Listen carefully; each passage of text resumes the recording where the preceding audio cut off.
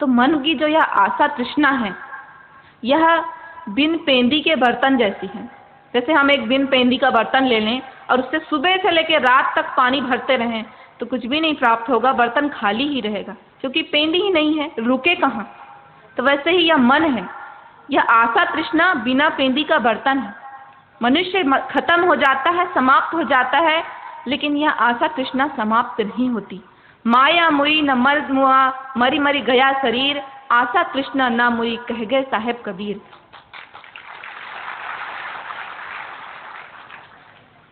देखिए, मन के विचार, मन पे एक और विचार यह है कि इसकी विशेषता एक और यह है कि इसे जिस कार्य के लिए मना किया जाएगा यह वही कार्य करेगा। जैसे एक बच्चा होता है, उसे बोला गया भाई तुम उस डंडे को मत छूना, उसमें करंट आता है, तो देखो बच्चा थोड़ी देर तक उसका मन शांत नहीं होता जब तक कि वो वहां तक पहुंच न जाए। वैसे ही यह मन होता है, इसे जिस कार्य को करने के लिए मना किया जाएगा यह वही कार्य करेगा, जब तक कर नहीं लेगा शांत नहीं होगा।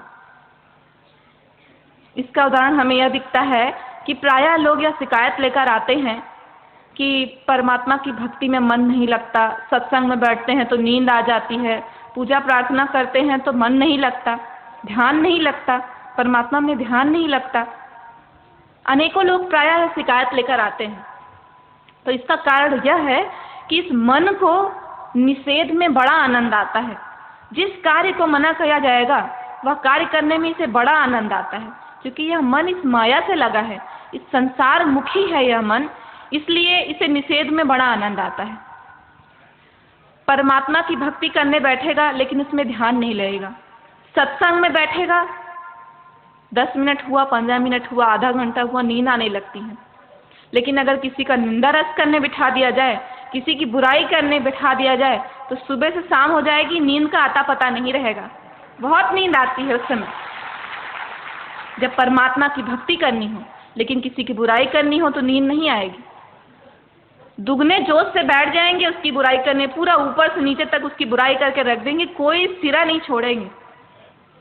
वैसे ही परमात्मा का ध्यान करने बैठते हैं, परमात्मा के सामने बैठते हैं कि उपासना करने, तो जितनी जगह में हम बैठे हैं और जिसके सामने हम बैठे हैं और जो करने हम बैठे हैं उसको छोड़ के पूरे संसार की चीज़ें हमें याद आ जाती हैं। बस जहाँ बैठे हैं वो ही याद नहीं आता, जो कर रहे हैं वो याद नहीं रहता, बाकी जो कुछ किया और जो कुछ करना है वो सब याद आ जाता है। और उसी व्यक्ति को 10,000, 50,000, 1 लाख के नोटों का बंडल दे दो, भाई ये मैंने तुम्हें दिया, देख लो गिन कर पर्याप्त है, बराबर है कि नहीं, कम तो नहीं है। फिर देखो वो जब गिनने बैठेगा तो उसके सामने में अगर बैंड बाजा भी बजवा दो तो एक गिनती इधर की उधर नहीं होगी, इतना ध्यान। तो इतना ध्यान परमात्मा में लगाएं तब तो। कबीरा यह मन लालची, समझे नहीं गंवार, राम भजन को आलसी, खामन को होशियार। खाने में होशियार और राम भजन में आलसी, आलस आता है। और देखें, अगर हम साधना के द्वारा कई दिन तक हम मन को कड़ा कर लें, साधना के द्वारा अगर हम मन को कहें इस माया से दूर चल, परमात्मा के पास चल, साधना के द्वारा 1 दिन, 2 दिन, 1 हफ्ते, 1 महीने, 1 साल तक ले भी गए तो जरा सी ढील देते नहीं है कि यह मन तुरंत माया के पास लौट आता है। कबीरा मन पक्षी भया, बहुतक उड़ा आकाश, ऊपर ही ते गिर पड़ा मन माया के पास, तुरंत माया के पास तक पहुंच जाता है। क्योंकि मन और पानी एक समान होता है, दोनों की प्रवृत्ति एक समान होती है। पानी को देखिए, कहीं आप पानी गिरा हो तो नीचे ढाल की तरफ जहाँ गड्ढा होगा पानी उधर ही चला जाएगा, उस गड्ढे की तरफ चला जाता है, अधोमुखी हो जाता है। वैसे ही यह मन है, जहाँ यह संसार की विषय विकार भोगों रूपी जो नीचे की तरफ ढाल की तरफ एक गड्ढा दिखेगा, इस मन को थोड़ी सी ढील दो कि यह मन उधर ही दौड़ पड़ता है। यह मन का स्वभाव है। तो इस मन को कैसे समझाएं? सदगुरु कबीर साहब का एक बड़ा सुंदर पद इस मन के विषय में है, जिसे आप सबसे कहना चाहूंगी। मन रे थारे कहे चलूं तो सीधे नरक ले जाए, मन तोहे काही विधि समझाऊं, सोना होए सुहाग मंगाऊं, बंक नाल रस लाऊं, ज्ञान शब्द की फूंक चलाऊं, पानी कर पिघलाऊं, मन तोहे काही विधि समझाऊं। घोड़ा होय तो लगाम लगाऊं, ऊपर जीन कसाऊं, होय सवार तेरे पर बैठूं, चाबुक दे चलाऊं। हाथी होय तो जंजीर मंगाऊं, चारों पैर बंधाऊं, होय महावत सिर पर बैठूं, अंकुश दे चलाऊं। लोहा होय तो अरड़ मंगाऊं, ऊपर धुआं धुआऊं, धुआं की घनघोर मचाऊं, मंतर तार खिंचाऊं। ज्ञान चाहिए ज्ञान सिखाऊं, सत्य की राह बताऊं, कहें कबीर सुनो भई साधो, अमरापुर पहुंचाऊं। कितना सुंदर कबीर साहब का पद है यह। मन रे थारे कहे चलूं तो सीधे नरक ले जाए। यह मन माया के अधीन है, और माया कहाँ है? इस संसार में। इस संसार में फैली हुई है माया। तो अगर हम मन के कहे अनुसार चलेंगे तो ये हमें माया के पीछे ले जाते हुए इस संसार के विषय विकारों, इस संसार के भोगों में लगा देगा, और हमारा उद्धार कदापि संभव नहीं हो पाएगा, हमारा कल्याण कदापि नहीं होगा। क्योंकि इस मन का कार्य है यह, कोटि कर्म पल में करे, यह मन विषया स्वाद, गुरु वचन माने नहीं, जन्म गंवाया बाद। यह मन का कार्य है यह कि करोड़ों कर्म एक पल में कर डालता है, और ये सभी कर्म विषय स्वाद रूपी कर्म होते हैं, सांसारिक कर्म होते हैं। परमात्मा तक पहुंचाने वाले कर्म कोई नहीं होते, क्योंकि यह गुरु की वचन मानता ही नहीं है, और इस मनुष्य के जीवन को व्यर्थ कर देता है। इसका कार्य है यह।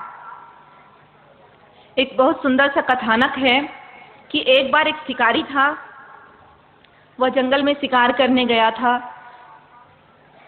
घूमते घूमते रास्ता भटक गया। उस जंगल में रास्ता भटक गया। वह घूमते घूमते घूमते बहुत देर तक ढूंढा, लेकिन उसे रास्ता नहीं मिला। आखिर में थक हार कर एक पेड़ के नीचे जाकर बैठ गया। वह वृक्ष कोई साधारण वृक्ष नहीं था, वह वृक्ष था कल्प वृक्ष। और कल्प वृक्ष के बारे में यह मान्यता है कि उस वृक्ष के नीचे बैठकर अगर कुछ मांगा जाए तो पूर्ण हो जाता है। तो वह व्यक्ति, वह शिकारी उस पेड़ के नीचे बैठा, भूखा था। तो उसके मन में यह विचार आया कि काश मेरे सामने बहुत सुंदर भोजन लगी हुई एक थाली आ जाती। अब उसकी यह बात उसके मन में आनी थी कि व्यंजनों से सजी हुई एक सुंदर थाली उसके सामने आ गई। भूखा था, इसलिए उस भोजन पर टूट पड़ा। खाते खाते अब मन है, मन का कार्य अलग चल रहा है। मन सोचना शुरू कर दिया कि मैं इस निरे जंगल में बैठा हूँ, यहाँ कहाँ से यह सुंदर भोजनों से लगी हुई थाली मेरे सामने आ गई। कहीं इस पेड़ पर कोई भूत प्रेत तो नहीं रहता? कहीं वो सब मेरे सामने आ गए तो मेरा क्या होगा? अभी आकर नाचने लगे मेरे सामने तो मैं क्या करूँगा? और ये सोचना था उसके मन का कि अनेकों भूत प्रेत आकर के उसके सामने सचमुच नाचने लग गए। अब भूत प्रेत देखे तो डर गया, कांप गया। अरे बाप रे, इतने सारे भूत प्रेत सब मेरे सामने नाच रहे हैं, अवश्य ये थाली इन्हीं लोगों ने भेजी होगी। पता नहीं क्या करना चाहते हैं ये सब, कहीं ये मुझे मार तो नहीं डालेंगे, समाप्त तो नहीं कर देंगे मुझे, कहीं यही तो मकसद नहीं है इनका। और यह सोचना था उसके मन का कि वह भूत उसके ऊपर जुट गए और मारते मारते समाप्त कर दिया उसे। तो यह मन का कार्य है। सारे ऊटपटांग कार्य, सारे गलत कार्य, सारे गंदे विचार इस मन को ही आते हैं, क्योंकि पतनोन्मुखी है यह मन। यह मन हमें पतन के मार्ग पर ही ले जाता है। देखिए, मन के बारे में, मन की स्थिति के बारे में विचार करें तो एक उदाहरण ऐसा है कि यह मन, जैसे हम किसी सर्प को देखें, सांप को देखें, उसके मुंह में फंसा हुआ एक मेढक है। बस कभी भी काल का गाल बन सकता है वह मेढक। लेकिन अगर उस मेढक को सामने में कोई कीड़ा मकोड़ा नजर आ गया, दिख गया, तो तुरंत उसे खाने के लिए दौड़ पड़ेगा, अपनी मृत्यु भूल जाएगा वो। वैसे ही यह मन है, वैसे ही हम हैं। हम इस संसार सागर में पड़े हैं। मालूम है हमें कि हमें हमारी गति क्या होनी है और हमारा उद्धार किस में है, फिर भी इन भोगों में संलिप्त होकर पड़े हैं हम, क्योंकि मन हमसे यह करने को कह रहा है। तो मन के कहे अनुसार हमें नहीं चलना है, वरना कभी हमारा उद्धार संभव नहीं है। मन के मते न चालिए, मन के मते अनेक, जे मन पर असवार हो, ऐसा साधु कोई एक। जो इस मन पर सवार हो सके, ऐसा साधु कोई एक ही होगा। और यह मन जिस प्रकार करोड़ों कर्म करता है एक पल में, कभी परमात्मा की भक्ति में अनेकों रंग दिखाता है। मन लोभी मन लालची, मन चंचल मन चौर, मन के मते न चालिए, पलक पलक मन मोर। कभी अलग अलग रंग दिखाने वाला यह मन है। कभी परमात्मा के रंग में लगा देगा, ऐसे लगेगा कि हम परमात्मा के परम साधक बन गए, परम भक्त बन गए, अब बस परमात्मा के अतिरिक्त हमें कुछ नहीं चाहिए। और वहीं कुछ समय पश्चात हम इन विषयों के, इन विषय विकारों की तरफ किस प्रकार लग जाते हैं, हमको स्वयं भी ध्यान नहीं रहता। अनेकों रंग दिखाता है यह मन। मन के बहुतक रंग है, छिन छिन मध्य होए, एक ही रंग में रंग रहे, ऐसा विरला कोई। तो हमें ऐसा रंग रंगना है कि परमात्मा के लाल रंग में रंग जाना है। लाली मेरे लाल की, परमात्मा के प्रेम रूपी, भक्ति रूपी लाल रंग को स्वीकार कर लेना है, वरना यह मन अनेकों रंग दिखाते रहेगा और अनेकों रंग में हम रंगते रहेंगे। आज लाल रंग, कल काला रंग, परसों पीला रंग, हरा रंग, अनेकों रंग में रंगते रहेगा। हमें ज्ञात भी नहीं होगा कि हम किस रंग में रंगे। तो परमात्मा की प्रेम रूपी लाल रंग में रंग जाए, तभी हमारा उद्धार संभव है। मन तोहे काहे विधि समझाऊं। अगर यह मन स्थूल होता तो इसे आसानी से वश में किया जा सकता था, पकड़ा जा सकता था, काबू में किया जा सकता था। लेकिन यह मन चंचल तो है ही, सूक्ष्म भी है, आसानी से वश में नहीं आने वाला है। तो सद्गुरु कबीर साहब अनेक रूपकों के माध्यम से समझाते हैं कि हम मन को किस प्रकार से अपने वश में करें, परमात्मा में लगाएं। सोना होए सुहाग मंगाऊं, बंक नाल रस लाऊं, ज्ञान शब्द की फूंक चलाऊं, पानी कर पिघलाऊं। अगर यह मन सोना होता तो इसे सुहाग से, सुहागा जो होता है, सुहाग से बंकनाल रस, बंकनाल रस अर्थात ब्रह्म रंध्र से निकले अमृत रस से जोड़ देता। अर्थात अगर यह मन सोना होता तो इसे ज्ञान की अग्नि में तपाकर, ब्रह्म रस से धोकर कुंदन के जैसा चमका देता। लेकिन यह मन सोना नहीं, इसलिए इसे किस प्रकार से वश में करूं, कैसे समझाऊं। आगे कहते हैं सद्गुरु कबीर साहब, घोड़ा हो तो लगाम लगाऊं, ऊपर जीन कसाऊं, होए सवार तेरे पर बैठूं, चाबुक दे चलाऊं। अगर यह मन घोड़ा होता तो इस पर विवेक रूपी लगाम लगाता, अभ्यास रूपी गद्दी इसकी पीठ पर बिछाता और साधना रूपी सवारी करता और गुरु के ज्ञान रूपी चाबुक से इसे कभी भी गलत मार्ग में न जाने देता। एक सुंदर सा कथानक है। एक बार एक राजा था। उस राजा के पास एक विचित्र बकरा था, अद्भुत बकरा था। उस बकरे में यह विशेष बात थी कि उस बकरे को दिन भर कितना भी खिलाया जाए, उसकी भूख प्यास शांत ही नहीं होती थी। दिन भर उस बकरे को खिलाया पिलाया जाता था, लेकिन फिर जैसे ही कुछ डाला जाए उसके सामने, वह फिर खाने लग जाता था। उसकी भूख प्यास शांत ही नहीं होती थी। तो राजा के मन में एक विचार आया और राजा ने अपने राज्य में घोषणा करवा दी कि जो भी इस बकरे की भूख प्यास शांत कर देगा, मैं उसे आधा राज्य इनाम में दे दूंगा। लेकिन परीक्षण मैं स्वयं करूंगा कि इस बकरे की भूख शांत हुई है या नहीं। तो अनेकों लोगों ने जब यह सुना तो बोले, वाह, एक बकरे की भूख प्यास शांत करने के बदले हमें आधा राज्य मिलेगा, बढ़िया चीज है, चलो भाई चलते हैं, बड़ा आसान कार्य है। अनेकों लोग पहुंचते और बकरे को ले जाते, दिन भर खिलाते पिलाते, और जब शाम को लेकर आते तो राजा थोड़ी सी हरी घास उस बकरे के सामने डाल देते और वह बकरा उसे खाने लग जाता। लोग हताश निराश लौटने लगे कि राजा कोई पागल थोड़ी है, एक बकरे के पेट भरने के बदले में आधा राज्य दे दे, जरूर ये कोई अद्भुत बकरा है, लगता है स्वर्ग लोक से आया है। तो वापस लौटने लगे लोग। तो उस शहर में, उस राज्य में एक संत रहते थे। जब उन्होंने यह बात सुनी तो वे राजा के पास आए और बोले, महाराज, मैं इसकी भूख प्यास शांत करूंगा। राजा बोले, बहुत लोगों ने कोशिश किया, प्रयास किया, आप भी करके देख लें।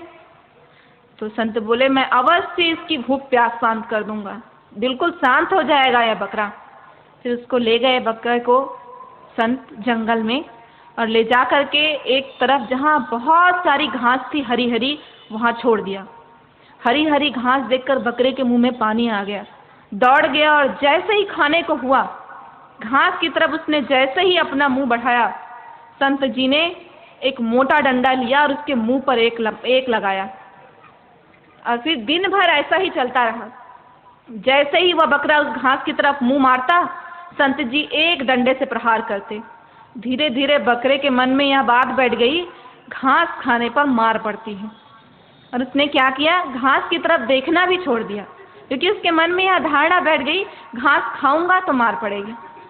तो देखना भी छोड़ दिया और फिर भूख लगी थी, कमजोर हो गया, लेकिन घास की तरफ देखा नहीं।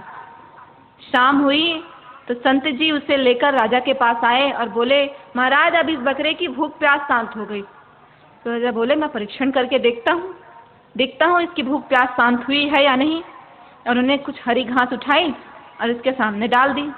बकरे के दिमाग में तो बैठा था, घास खाऊंगा तो मार पड़ेगी, तो उसने घास की तरफ मुंह भी नहीं किया, खाने के लिए मुंह ही नहीं किया उस तरफ। राजा बोले, वाह बड़ी अच्छी बात है, इसकी भूख प्यास शांत हो गई। और राजा ने उन्हें जिस प्रकार से उन्होंने कहा था कि मैं आधा राज्य दे दूंगा, उन संत को आधा राज्य प्रदान किया। तो इस कहानी का अर्थ क्या है, इसके मूल में क्या निहित है, इसका क्या तात्पर्य है? यह जो राजा है यह जीव है, आत्मा है, और जो वो बकरा था राजा का, वह यह इस जीव का मन है। और जो घास है वह यह संसार रूपी विषय विकार है। संत सद्गुरु हैं और डंडा सद्गुरु द्वारा दिया गया ज्ञान है।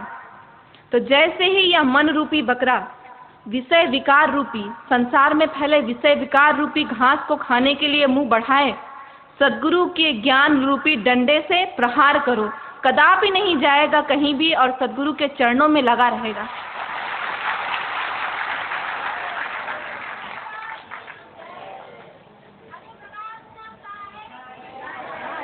तो यह मन का स्वभाव है।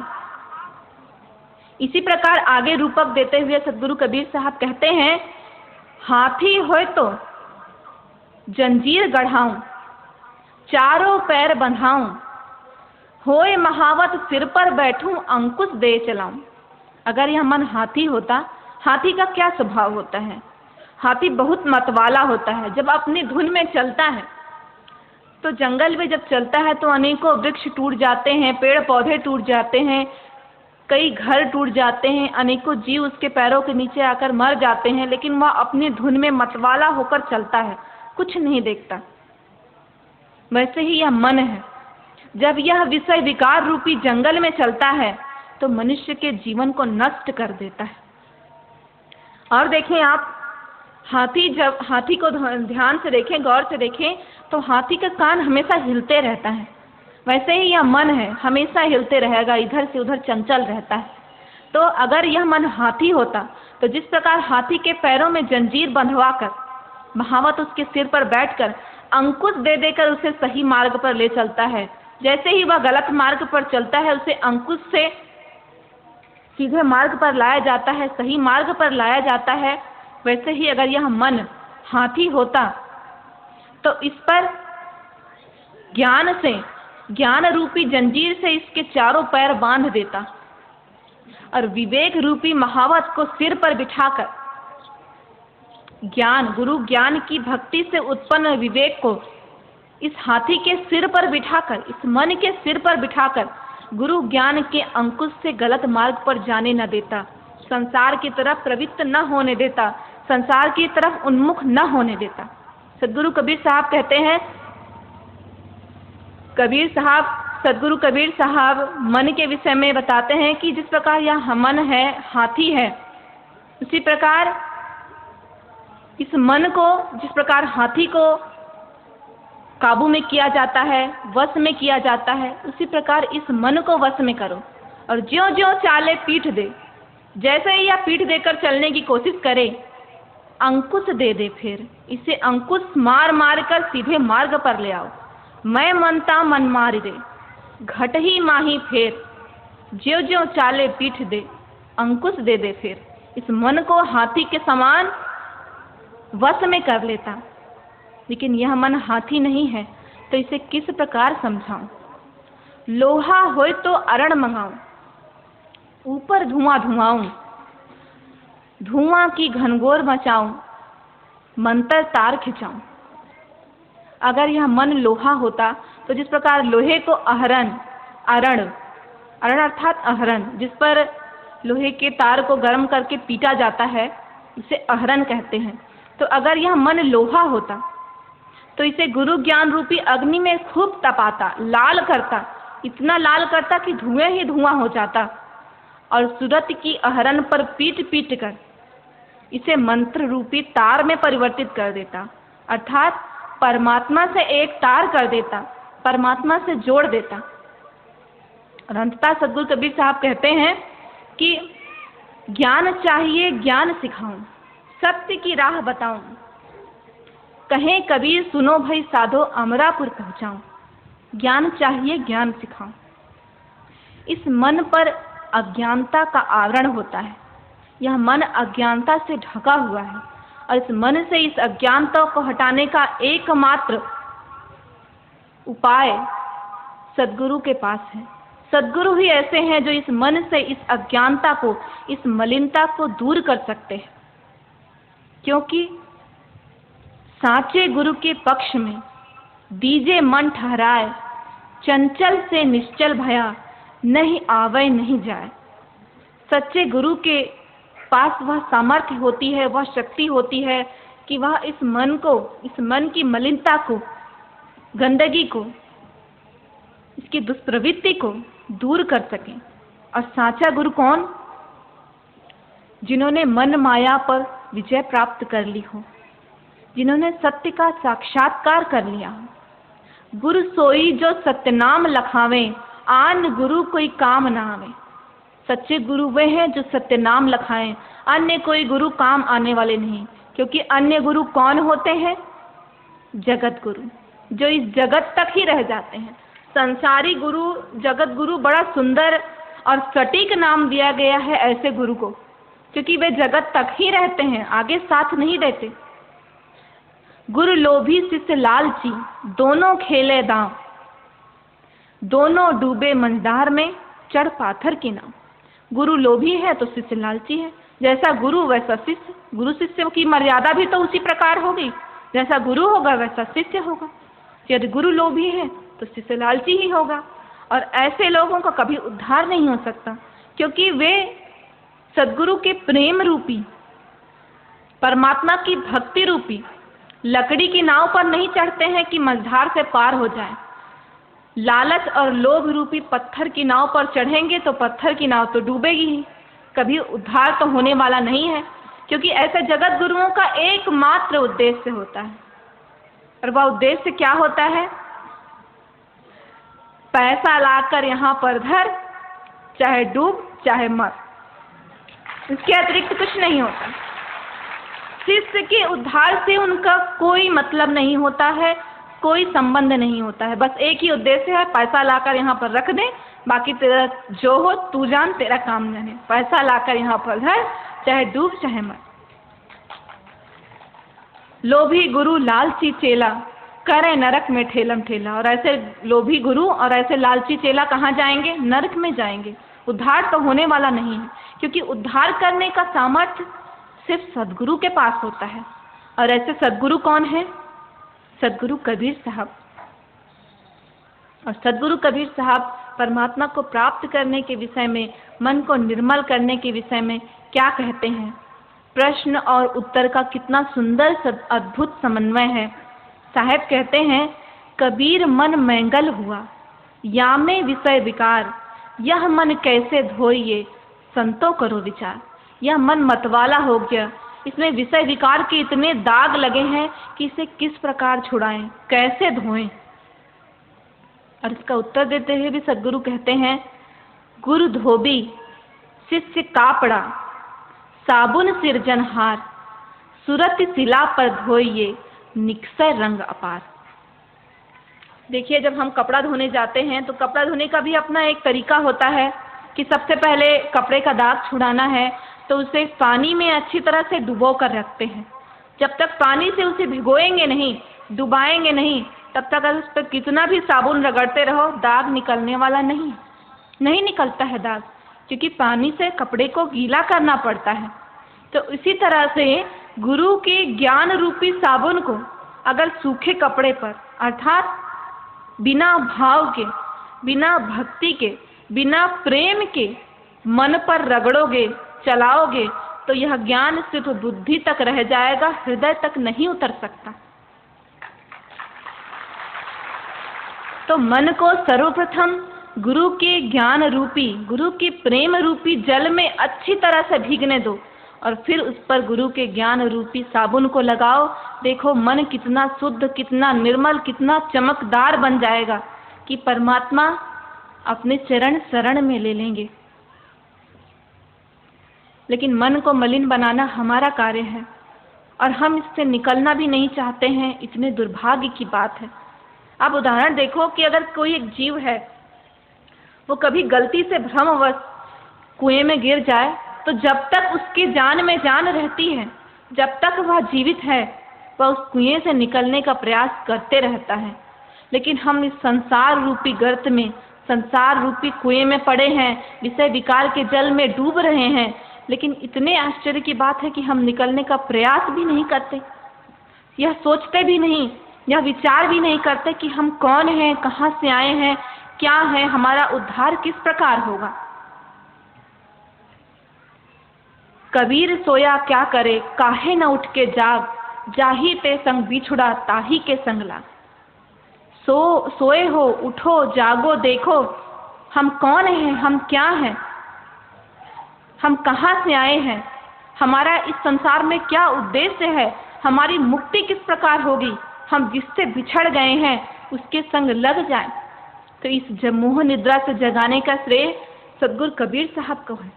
सद्गुरु कबीर साहब भी हमें इस मोह निद्रा से जगाने वाले हैं। और जगाने के लिए सद्गुरु कबीर साहब एक शब्द में कहते हैं और उस शब्द के साथ ही मैं अपनी बात समाप्त करूंगी। इस संसार में सार क्या है? पुनः उसी बात पर आए हम।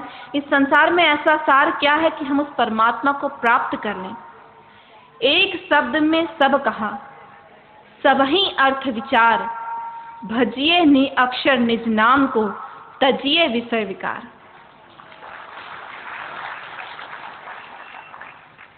इतना ही कहकर मैं आप सबसे आज्ञा चाहूंगी। साहेब। सद्गुरु कबीर साहेब को बंदगी साहेब, धनी धर्मदास साहेब को बंदगी साहेब, वचन वंश मुक्तामणि नाम साहेब को बंदगी साहेब, उग्र नाम साहेब को बंदगी साहेब।